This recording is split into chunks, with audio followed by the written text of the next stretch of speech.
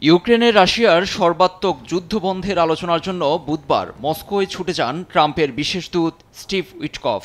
এ মার্কিন দূতকেও বেশ হাসিমুখে ক্রেমলিনে স্বাগত জানান রাশিয়ার প্রেসিডেন্ট ভ্লাদিমির পুতিন।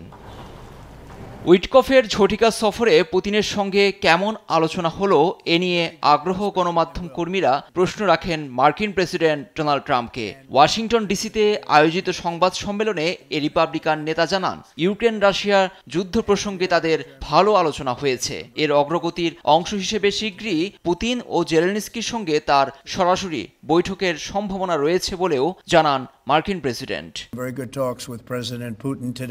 প্রেসিডেন্ট পুতিনের সঙ্গে মার্কিন দূতের দুর্দান্ত আলোচনা হয়েছে। সামনে রুশ প্রেসিডেন্ট ও জেলেনস্কির সঙ্গে আমরা সরাসরি বৈঠকের সম্ভাবনা আছে। সম্ভাব্য সম্মেলন কোথায় হবে তা আমরা এখনো ঠিক করতে পারিনি। আমরা এক কঠিন ও দীর্ঘ পথ পাড়ি দিচ্ছি।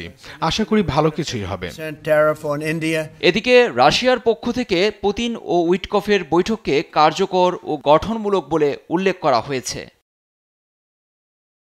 রাশিয়ার সঙ্গে যুক্তরাষ্ট্রের কূটনৈতিক আলোচনা চললেও মস্কো ও তার মিত্রদের বিরুদ্ধে নিষেধাজ্ঞাও প্রস্তুত আছে বলেও হুঁশিয়ারি দিয়েছেন মার্কিন পররাষ্ট্রমন্ত্রী মার্ক রুবিও।